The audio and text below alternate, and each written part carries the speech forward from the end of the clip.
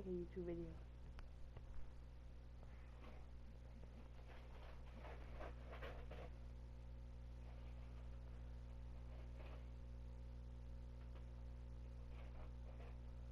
It's bad.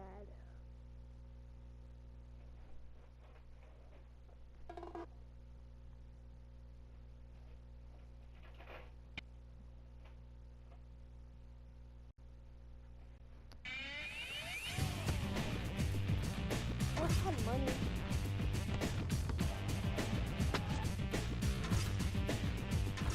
What's up, guys? On this week's episode of NBA 2K TV, Quincy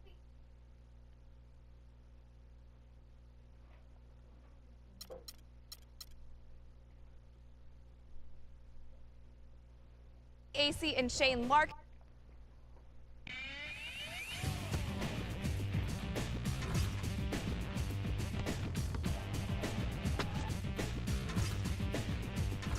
What's up, guys? On this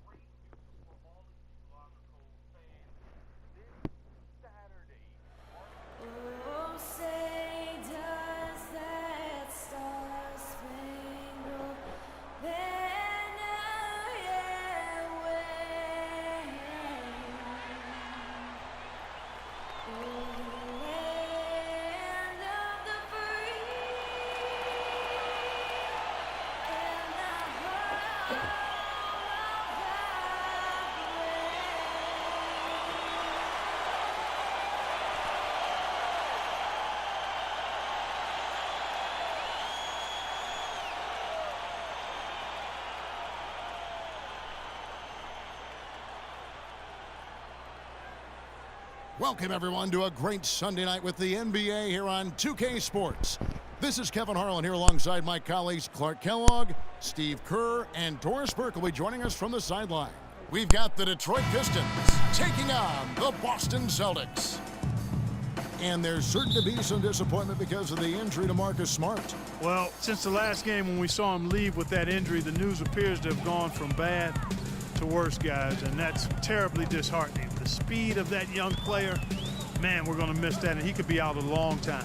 Yeah, so sad. I mean, I was not anticipating that news. I love watching this guy play. So talented.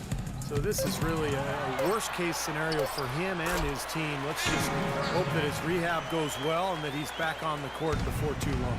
And a look at the starters for the Pistons. Monroe and Drummond there inside. Jennings and Meeks in the backcourt. And it's Mullins in at the 3 slot. Here's Mullins, averaging 16 points a game. It's back to Jennings. Lets it fly from 18. And a big bounce off the rim, but it sinks right in.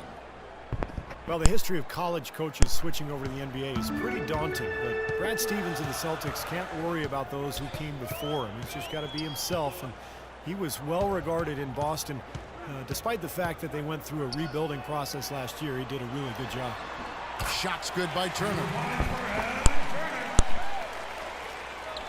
And just over a minute played here in the start of the game.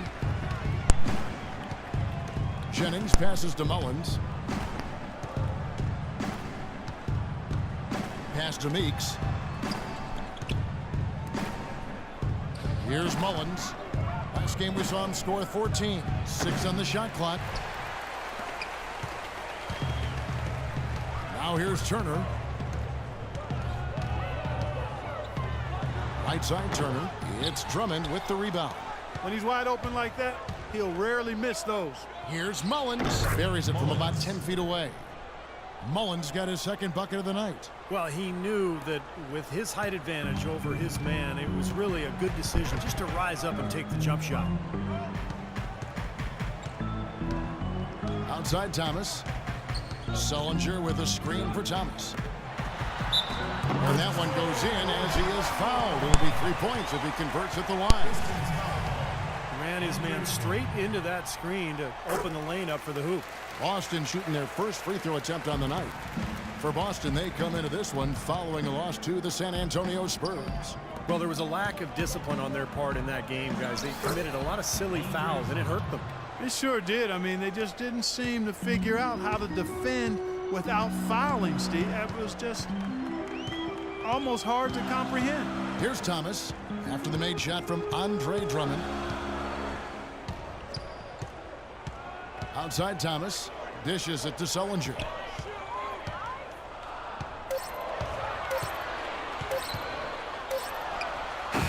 No luck. And Detroit the other way now. Outplayed in the previous game on their schedule, losing to Chicago.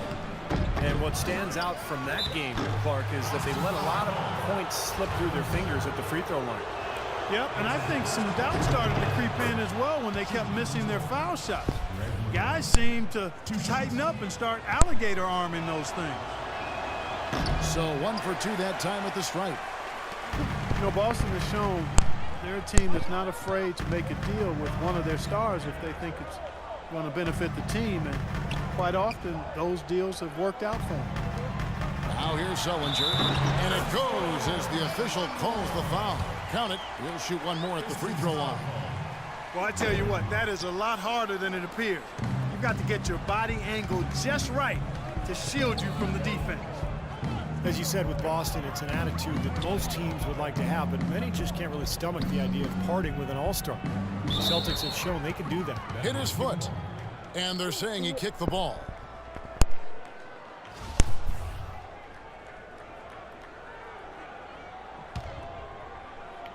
Just under 3.5 minutes gone here in the first quarter. From outside the arc, and Mullins, the basket on the assist by Drummond. And it's 7 points for Flash.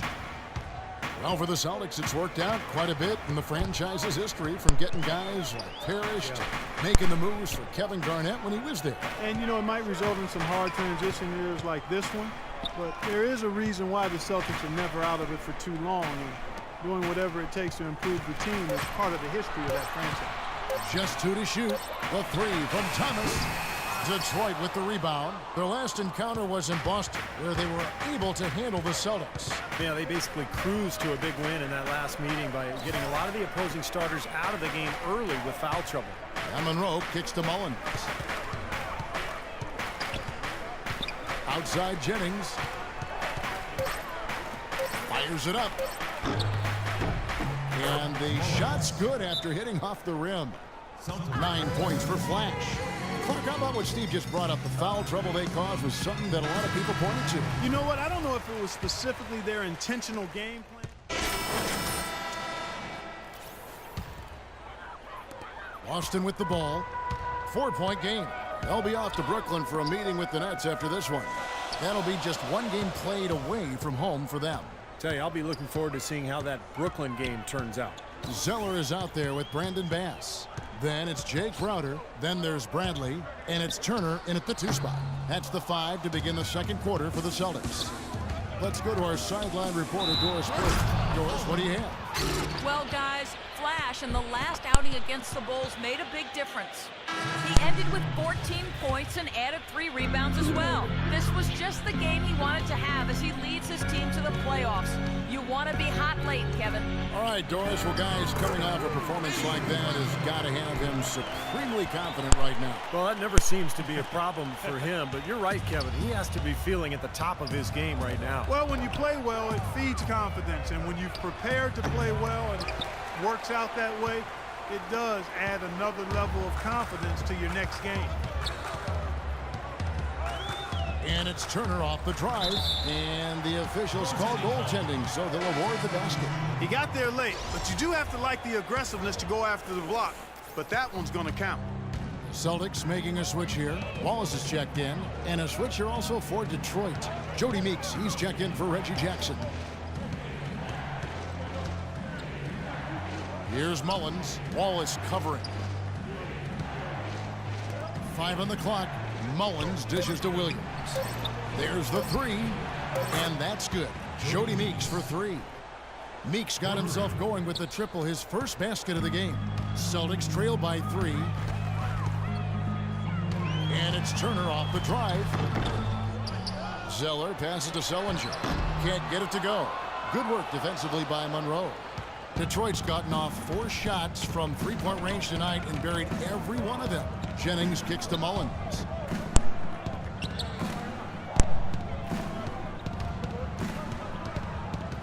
It's back to Jennings. Offline with his 3. Boy, just by his body language, Kevin, you can tell he thought that triple was going to fall. Yeah, a little frustrated now, shaking his head after that miss. And here's Bradley. He's coming off a 22-point game against San Antonio. Turner against Jennings. Kicks it out to Bradley. A second chance effort. Rebound by Williams. Excellent, really solid job actually by the defense to get in his way as he was going up for that one. Boy, did they ever make a mess out of that one. A terrible turnover. As we approach the playoffs, let's see how the East is shaping up. You take a look at the Pistons. They're good enough for 8th place in the conference right now, looking to hold on to that. And of course, Boston, 2 spots down. You know, looking at the Celtics, the thing with them is they haven't really established an identity for themselves as a team. They never have seemed to come up with a plan and stick to it for very long. They've been all over the place in terms of their identity. And I put that on the coaching staff more than anyone else, Clark. A coherent strategy has to be in place, or it's impossible to climb up the standings. Clark, some tough offensive sets. They want to turn it around. Yeah, they need a basket just to regain some momentum here, Kevin. And a chance here to see our rookie watch. The biggest point-producing freshman over the last 10 games. You look at Mullins, leading the league in points per game. Such a great player. He showed some versatility during that span. He's got more than just a move or two on the offensive end. And one of the other things, guys, that's impressed me is that he understands when he needs to step up or when he needs to yield or defer to the veterans, and that's an outstanding trait to have. Poked loose. Just under 3.5 minutes played here in the second quarter. Jennings dishes to Mullins. Goes up on the wing, and he hits the jump shot. Now it's a 7-point Detroit lead. He shot the ball exceptionally well as they've built this lead for themselves here. Jennings against Turner. Kicks it to Wallace. Turner against Jennings. 4 on the clock. Shot to stop the run, and it's Bradley laying it in. Bradley's got 4 points now in the quarter. Pistons leading by 5. Jennings kicks to Mullins. There's the pass to Meeks. And there's a minute 45 left to play here in the second quarter. Monroe. And the officials whistle a foul on the shot. The bucket's good. He'll go to the... That's the way to work on D. In for Detroit. Prince comes in for Flash. Oh, I can see my tongue. And so that's the end of the first half. It's Detroit.